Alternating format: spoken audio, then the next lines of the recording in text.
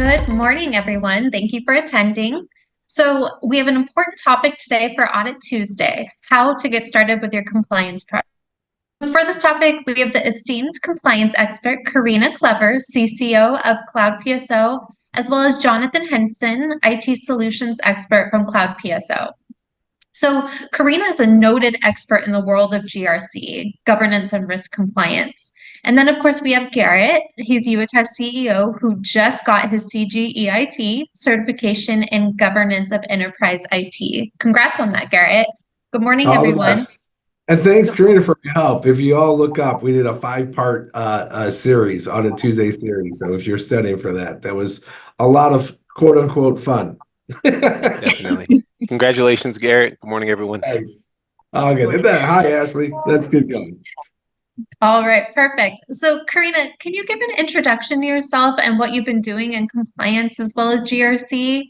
And then let's talk about your new role as Fractional Chief Compliance Officer at CloudPSO. Super exciting. Thank you. Thank you for the intro. Yeah. So for those of you that know me, I've been in IT over 35 years, have partnered with CloudPSO because their existing clients wonderfully demanded an expansion of current MSP services to include GRC, right? So there's an extra focus on cyber insurance readiness and getting SOC 2 certification and ISO 27000 certification. So we decided to do a partnership so that we can expand the existing services to CloudPSO's existing clients, and it's been fantastic. Perfect. So, Jonathan, can you tell us a little bit about what CloudPSO does? I would be happy to. Here at CloudPSO, we primarily offer tailored IT solutions and managed service provider solutions, and recently expanded into compliance services, where we focus on critical frameworks and regulations like SOC 2, HIPAA, GDPR, and Sarbanes-Oxley, helping businesses efficiently navigate complex regulatory environments. We use nearshore and offshore resources, which enables us to be flexible. We're able to save people a lot of money and give them 24 hours a day, 7 days a week support, making technology work smarter and more affordably for businesses. Perfect.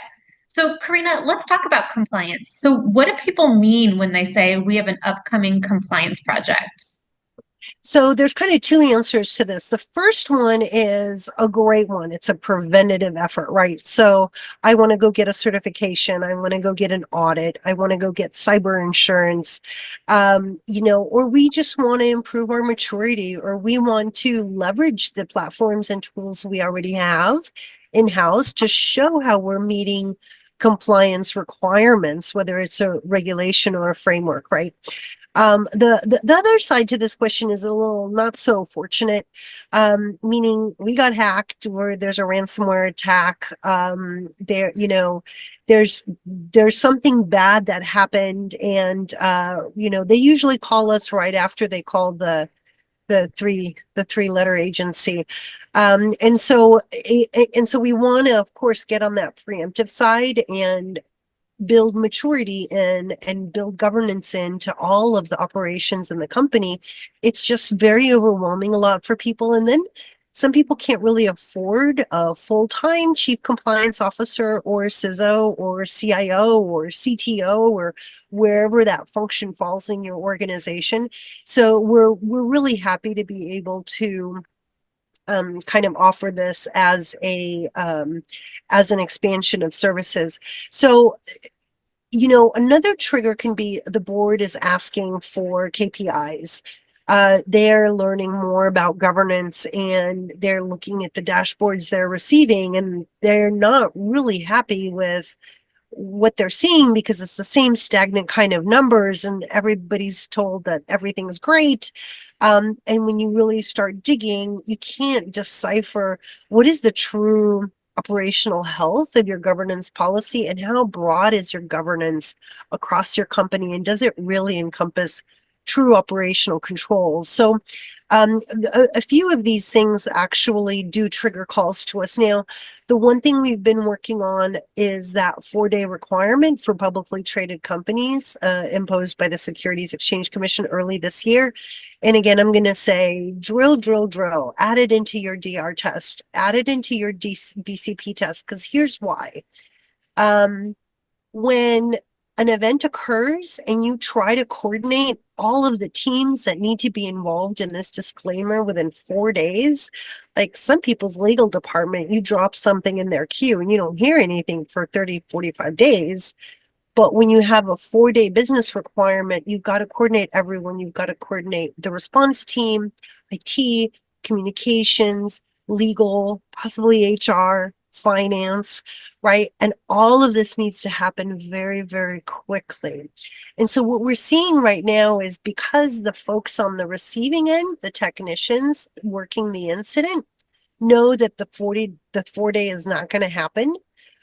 They're picking up the phone and calling the SEC and saying, hello, we just had an event. We just had a breach. Now, they're protected by whistleblower laws. And so out of their hearts, of course, they want to do the right thing and they know that this law is out there.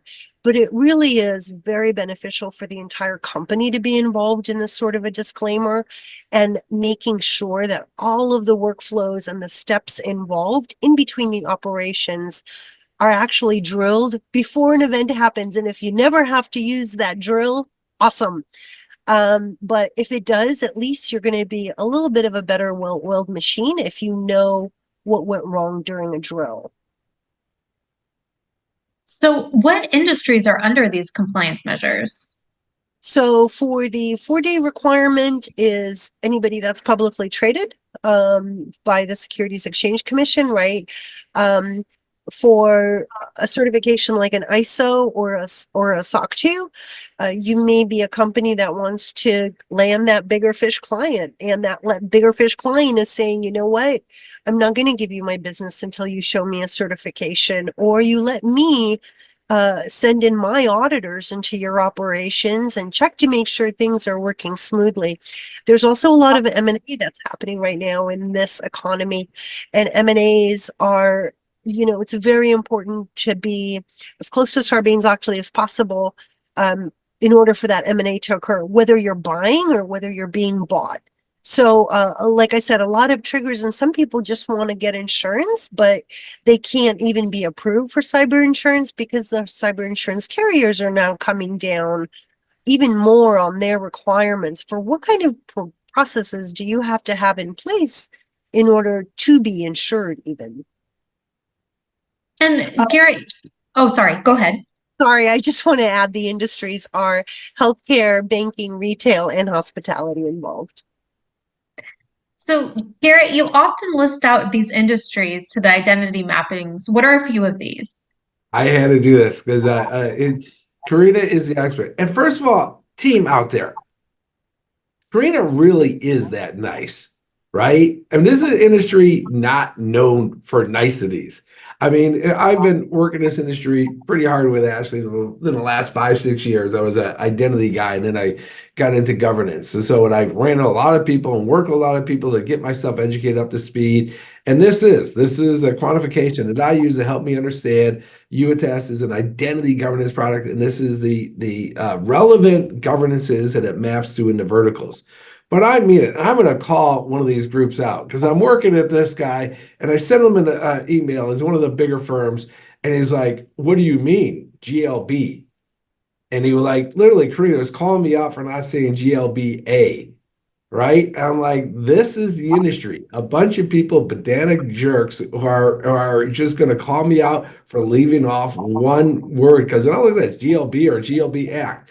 The point is, it's just information. And listen how Karina talks. Listen how she messages this.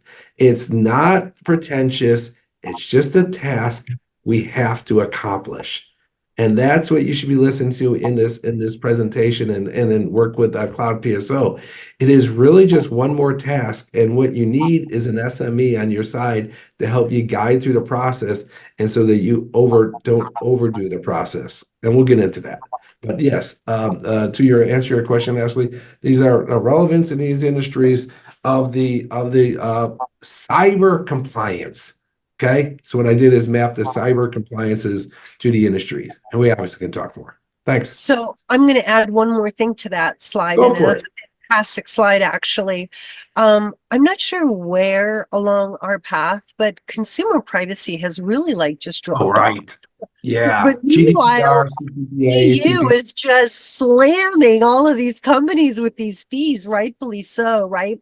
So for Yeah. those of you who hoard data, and I know who's out there, right? And a lot of you are out there, make sure that your data about consumers is appropriately tagged to the state or country that that consumer is from.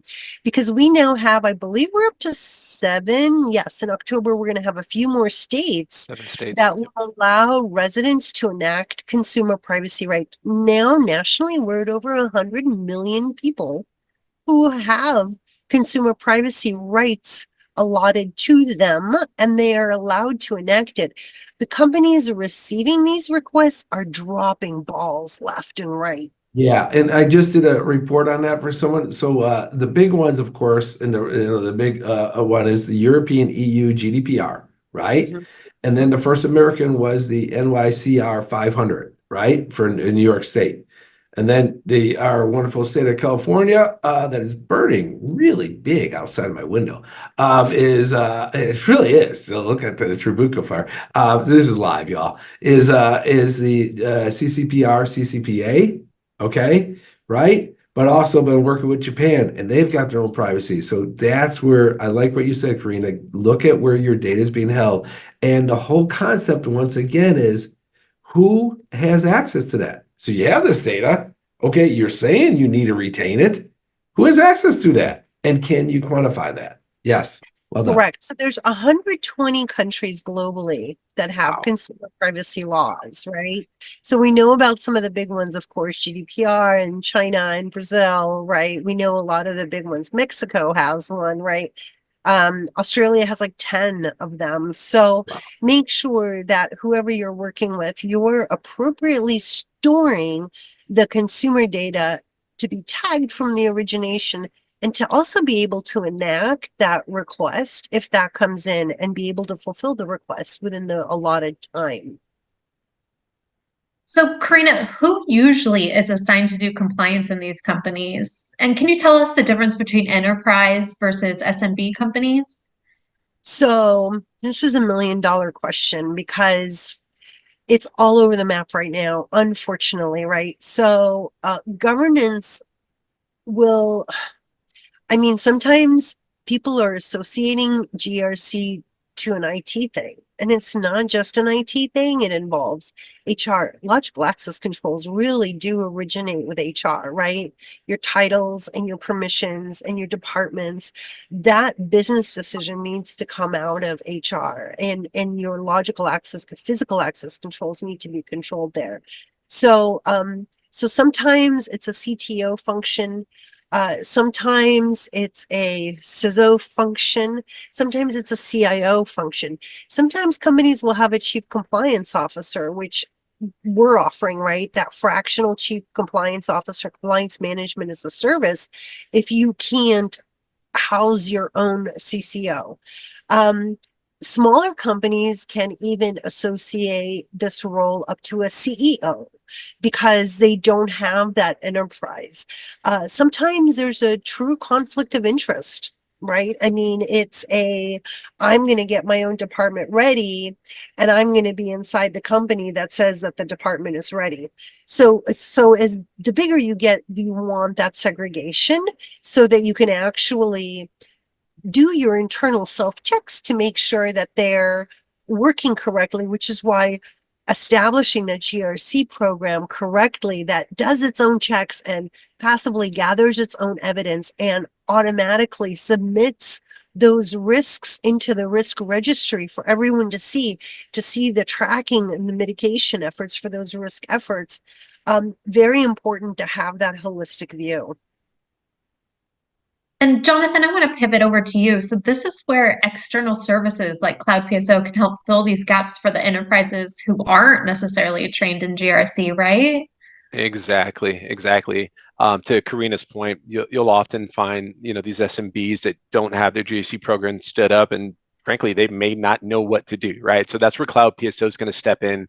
We're going to be able to bring in the seasoned professionals who not only develop the tailored strategies for GRC, but we also offer comprehensive training and ongoing support to ensure teams maintain compliance with ever evolving regulations.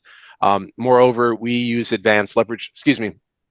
leverage advanced tools and software to streamline the processes, make them a lot easier to understand. We really cut down the number of controls to look at, and it just makes things make more sense. It really mitigates the risks such as non-compliance penalties and enhances operational resilience, prepares businesses for audits, security threats, and regulatory changes. Karina, so when a company tries to start this, what are the usual mistakes in starting a compliance project? So I am going to start sharing my screen because I want to make sure we all center to what we're trying to avoid, right? So there's this hyper focus on check boxes. So can everyone see my screen? 100%. Yep. All right, great. So we're trying to pivot the industry a little bit so that we don't do this wacko hyper focusing on checkboxes, right? So, even in a situation like this, if you have a spreadsheet in front of you, you can force yourself to check checkboxes. Because if your goal is to check the checkboxes, well, damn it, you're going to find the checkboxes. Right. And this is not compliance because we are leaving our environments completely wide open. And we have tools and we have bells and whistles and amazing products, different versions of it. But there are some very, very critical elements to GRC.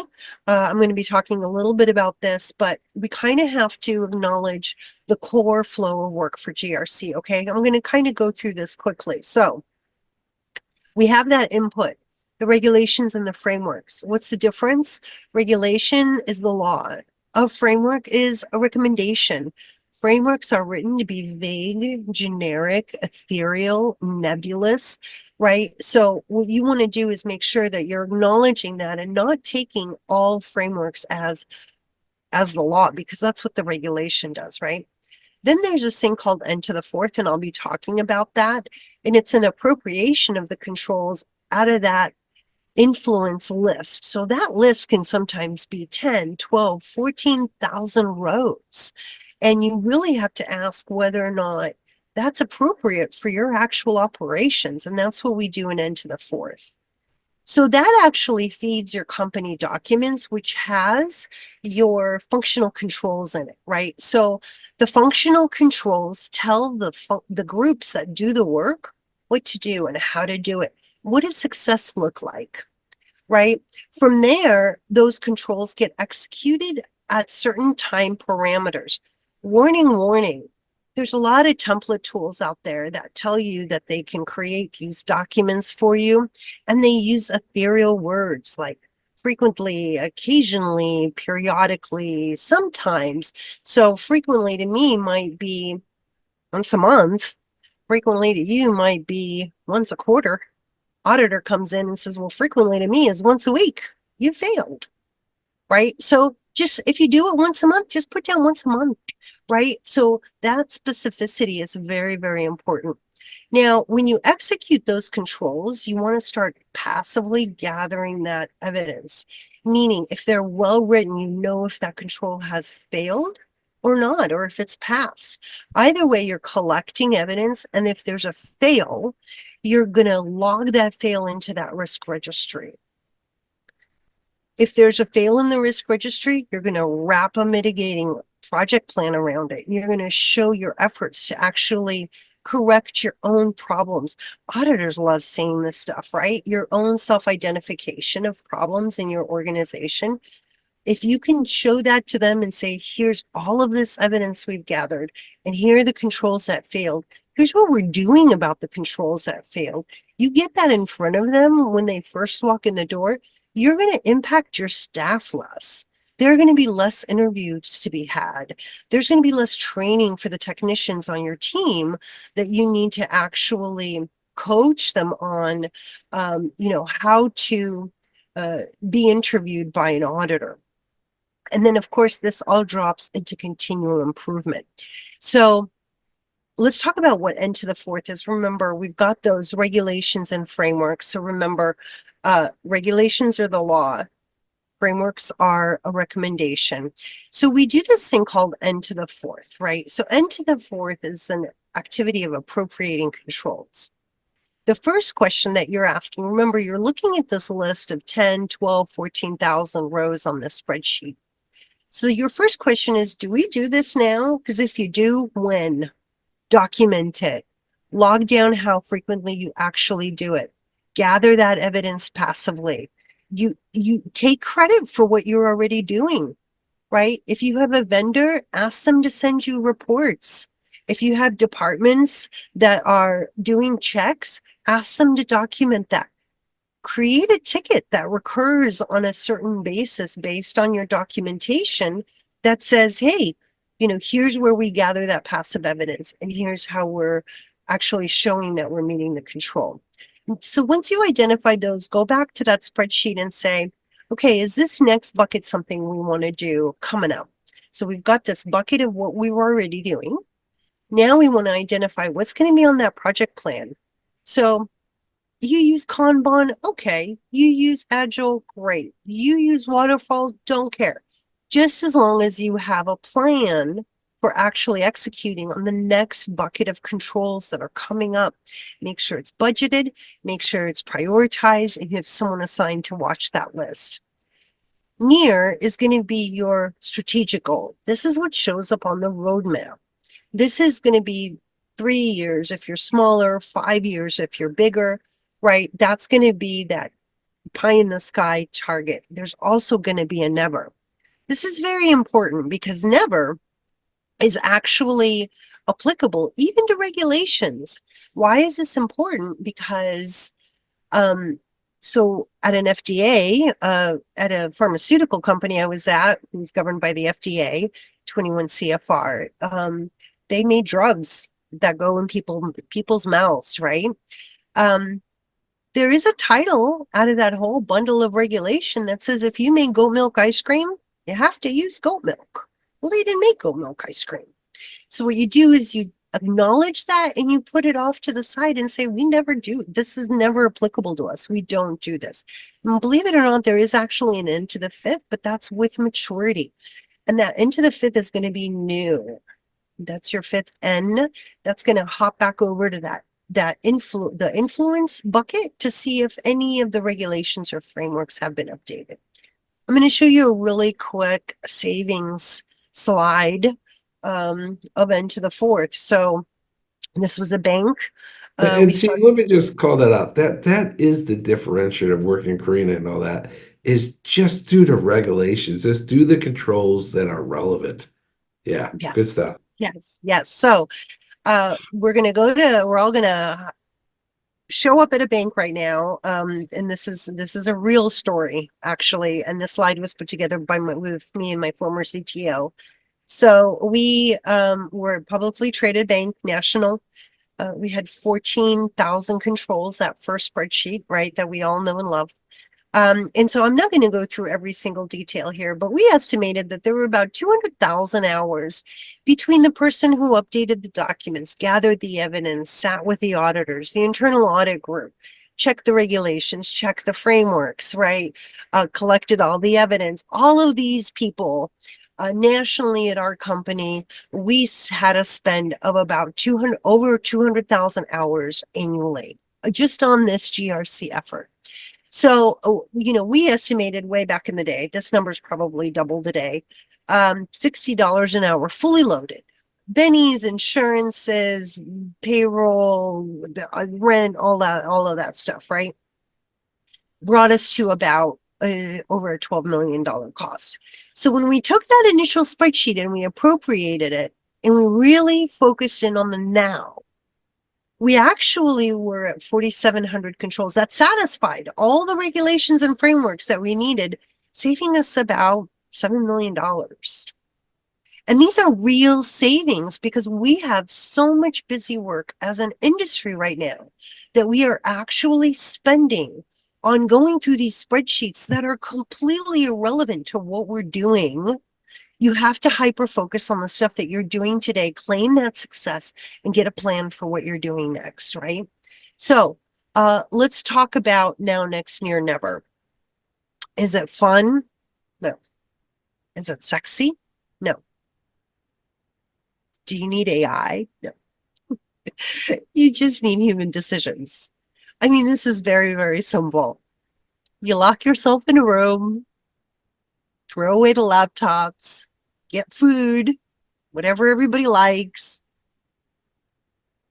and look at your documents, right? Look at your documents, look at that influence list, right? Make your decisions, human decisions by the decision makers at the company. You know, are you doing leave of absence account suspension? Human decision, no right or wrong, depends on what we're, do you have BYOD?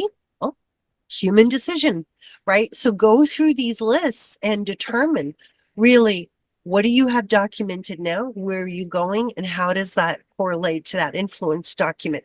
Document your next steps, execute. Some people want to, you know, say a little prayer, depends on what company you're at.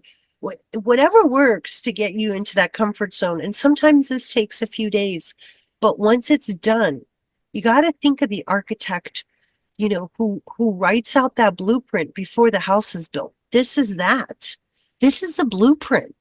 You're not going to go to a job site and bring, you know, some hammer, nails, and pipes and let's go, folks. Let's build a house, right? You're not going to get a permit. The plumbing's not going to work. The electricity's going to short and cause a fire, right? So this is the architecture that you're working on. I want to take a very special note to reiterate again about frameworks. I want to read all of this together. Let's read all of this together because this is page 2 of the newly published NIST CSF, right? V2. The top of the page, the abstract says, this is only guidance. Any organization should use this. It doesn't matter to us how big you are, what industry you're in, how mature you are, what technology stack you're using. This is written to be vague and generic by design, and we do not prescribe outcomes. It's really important to acknowledge that because people will take these frameworks and follow them verbatim, but they're intentionally written to be broad. And we have to acknowledge this. Where's the exception for a lot of the NIST frameworks? The military, right? So they have CMMC requirements where you do have to follow every single control. You have to show that you're satisfying controls. If you skip appropriation. Before we go back, we have a request from the audience and we are live. I'm watching a great fire out of my window. Go to a GRC flow page. Oh, the GRC flow page? Okay. Yes. And then that food one's great, but yeah. There you go. Sorry. All right. Yeah. That's what I know. You worked a long time, and I saw that a while back at one of the conferences. I was like, yeah. But this is all there is, right? So look, so when we talk about GRC, it's just these 10 steps. Now, where are the depths, right? The depths are inside those functional groups that perform the functions. Because you have vendor management in there, you have change management in there, you have all of the tools in there. You have everything. You have vendors, systems, humans, departments, everything. The heart of your actual daily operations in your company is underneath number 3 on this slide, right? That's very, very important. On risk management, the other thing to remember is ethereal risks are great, right? Yes, I might have a brick fall on my head. Sure, we may have an earthquake in Los Angeles. There may be a fire outside of Garrett's office. Get it. But these are all good things to track. There might be reputational risk. We might have the wrong person elected. I don't know. Right. So there's all of these ethereal risks, just like with frameworks. The risks you really want to know about are those controls inside your own company that are failing. That is the most important risk. It's good to know about the others and it's good to be prepared. I'm not minimizing them. But if you're so busy trying to satisfy these ethereal risks, what's happening in your own house that you're completely blind and oblivious to? Okay, so what was the question from the audience? To go back to the GRC Uh, flow page, and it looks like you yeah, are you already see there. this. That was from Peter. Mhm. Take it away, John. I'm talking over you because that's just what I do. Yes. No, that's where we're gonna. Yeah, take it back to where you're going. Okay. All right. So so we were on NIST. So let's really quickly do that recap. And here we are. If you skip appropriation and alignment to your own company, you're essentially buying a vehicle with 10 wheels. Why? Right? It's harder to maintain. You don't know where to buy the tires. It's just more than what you need. And this is what we continue to struggle with in our industry, right? We are trying to just grapple with too many controls, and we're having these absurd fees hitting us left and right for these engagements that are 3 to 5 years that really are trying to satisfy controls that we don't even do. So this is very important. I want to talk about access management very quickly, only because it is such an important function to GRC. It is today the largest threat to security. In all of the SOC 2 reports that I read, in all of the assessments that are done, in all of the vendor assessments that are performed, over and over and over again, people have far too much access to privileged information, and it's just a big deal. They really need to be a little bit more careful with this. Now, here's a few hints on how to get going. This table really shows how to align levels of access within systems to particular roles. Never, ever grant access to a user based on another user's current credentials, ever. There are stories that I can tell. Please get a hold of me, because it's a very bad practice. You always align access to the role, and it doesn't matter who fits in that role, but the level of access is repeatable. If there's elevated privileges that are needed beyond that, you ask for a request and an approval. Every auditor will ask you for this. Oh, you have elevated privileges? Where's the approval? So now by granting minimum standard access levels, you are now also going to get that approval that the auditor wants to see. Every time there's a role change, update the access, right? Which means sometimes a revocation of access to something that they may have had. Scope for, oh yes, entire scope for terminations is contractors as well as employees. Most documents, HR documents, termination documents, really focus on employees. The employee goes through the HR cycle. Contractors mostly do not. It is the #1 recurring audit finding that I find. It is over and over again, the hiring manager hiring the contractor, granting access, budget ends, contractor's gone, but they forget to do the access revocation ticket. How many times have I been in a company where 3 weeks later I go in to check to see if I have access? I always do. Good thing I'm me. I write them and I say, hey, you make sure to revoke my access. But what if people forget, right? So try to include that as much as possible in that whole process. Consider leave of absence. This is from a legalese perspective, also a big deal, and make sure to include all access types. So, thankfully, we've got YouAttest here, right? leveraging data classification, that's your entry point into really good practices, meaning you know which data is the most important, which requires the highest level of privileged access, and the most approvals to get to that level, right? And then from a GRC perspective, of course, we're talking about onboarding and offboarding, and then associating that access to the regulations and frameworks that you have to be fulfilling, right? Into that now column, the first N, where you're saying, here's how we're satisfying the logical access requirements, and please include non-employee workers. It's honestly one of the biggest things. So there are some controls inside documents that we have, right? So let's take change management as an example. You may have some controls in a change management policy from one company. You may have different controls for that change management policy in a different company, but they're still satisfying a lot of the requirements that we see. So now let's move from document to, we have a platform, let's say vulnerability management. There are going to be controls that are required for one company and controls that are going to be required for a different company. But still, again, you're satisfying regulations and frameworks that are being satisfied by that platform. So I'm almost done. This was a recurring theme at Black Hat, at RSA, a friendly word about focus. Folks, let's try to stop that swivel chair.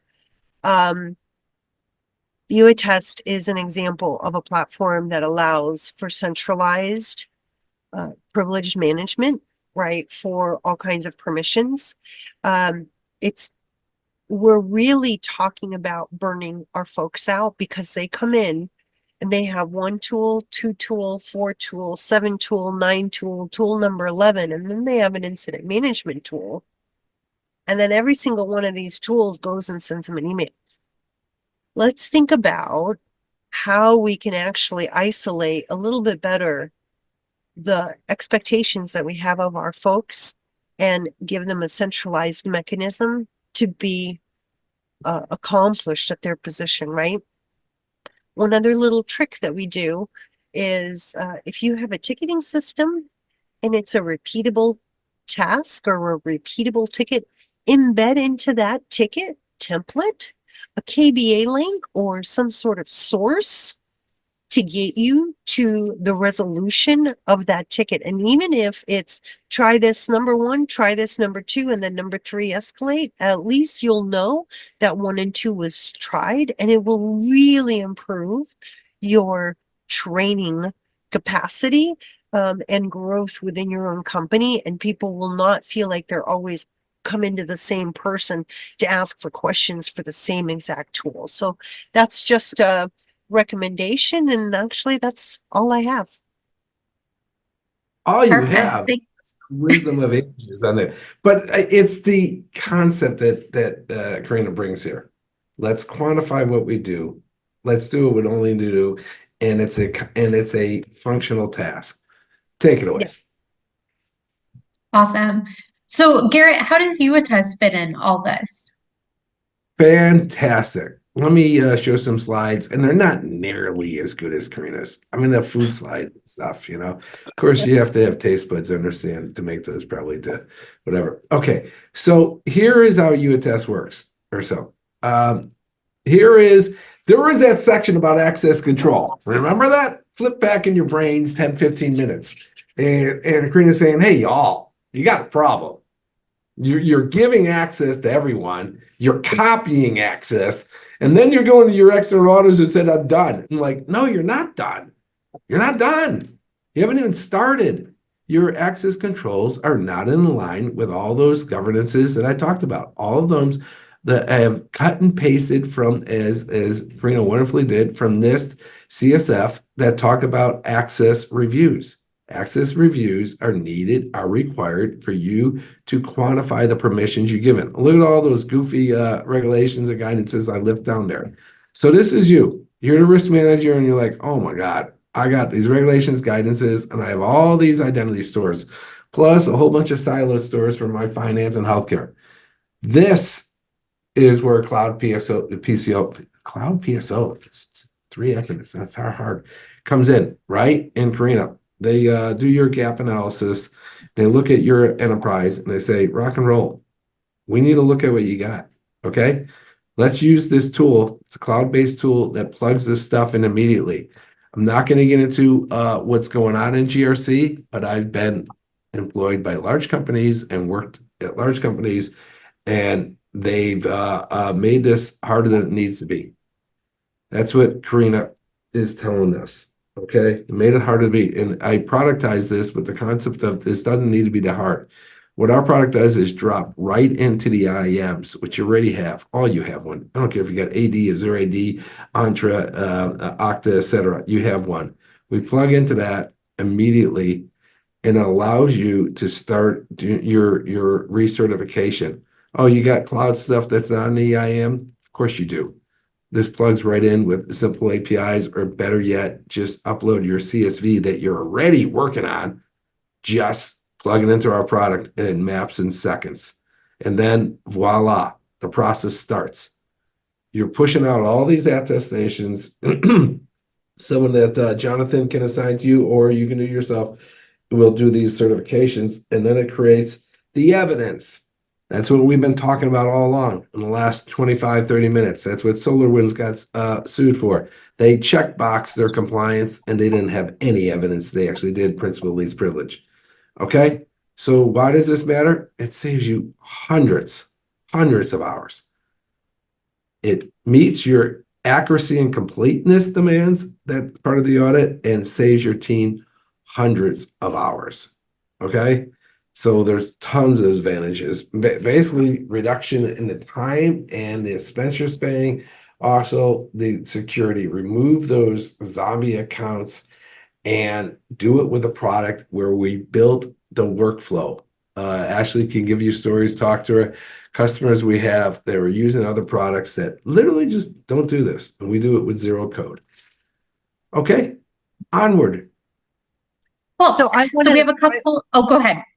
Sorry, I want to say really quickly that I have seen YouAttest in action, and it really is that quick. And it really is that easy. And it's it really eliminates a lot of the guesswork and the complexity that we have in our head about how to implement a solution like this. So Awesome. Thanks, Karina. So we have a couple of questions from the audience. First one is for Karina. How much prep time should I give for our first audit? So so the one thing you need to take away from today's session is we don't want to boil the ocean or eat the elephant, or whichever term you like to kind of talk through. If you are spending more than a year max, half a year if you're smaller, and if you have a company telling you that they need 3 to 5 years, I mean, it's not correct. And the other thing you need to look out for are the templatized solutions that keep all of these controls very ethereal and don't provide that evidence and don't reflect your actual operations. So really the exercise is actually documenting your own functional operations. And if you do that the right way, you're going to be ready. Next question is for Garrett. So how long does it take to set up YouAttest for an audit process? And second part question is, can I use it just one time? Yeah, we're working on the negative solution where it gets done before you ask, but we haven't completed that version, okay? So this whole time relativity thing, that whatever. No, but in the concept of relative, like normal people, when they think of GRC, think, God, that's an 18-month project, okay? We can get you started that day. We can connect to your key identity store and get you running your first audit that day. Okay, that's a promise, because we do it all the time. We do it on calls for POCs and when we work with partners, etc. Yes. And then the second part was, can I use it just one time? Oh yeah. We have this concept. We're not marketers, we're product builders. We call it an identity pen test. And what you do is you just take the product and you run it. You run it. You say, Garrett, I haven't done a real, access review. And I mean real. I don't mean Bob from, IT downloads a spreadsheet and sends it out. Guys, I'm sorry. That's where the external auditors, if they're in that mood, just give you a hard time. Okay, what I mean is a real quantified, real with accuracy, completeness that makes sure you have every user, every role, every group, every application, and runs that through. And that's what you write Cloud PSO, and we'll get you to use the product once as a one-time event. Perfect. Last question for Jonathan. So do you contract by project or by hour? It really is going to be dependent on the project. We need to sit down, ask the right questions, see what your infrastructure is set up as, where you want to go, what sort of audits you want to be qualified for, and really take it from there. And that's Karina's specialty. So come talk to us. Let me throw the bone Jonathan's way. We worked with them for years. Okay. They get things done. Yes. Yeah. Good people, good humans. And ask John how he stays in shape. The walking treadmill is my secret. You get a walking treadmill. 10,000 steps by 10 a.m. every day, right here. Never gets closer to the computer, but he's walking. So it's good. And every single time I jump on a call with Jonathan, I always say, "Have you arrived yet?" Never. Walking and walking and walking and walking. I love it. Okay, so just to wrap this up, I know we've thrown a lot of information at the audience.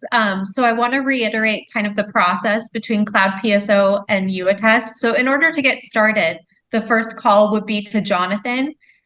So Jonathan, can you tell the audience how they can get a hold of you? Absolutely. You can DM me directly through LinkedIn. You can access our website at www.cloudpso.com. You'll find all of our contact information about our various services, or you can email me directly at sales@cloudpso.com. We can start the discussion. I'll ask you the proper questions and figure out how CloudPSO, possibly even YouAttest, can really help out your organization and give you that sense of security and peace of mind that your organization needs. Perfect. And then Karina, how about you? How can they reach you?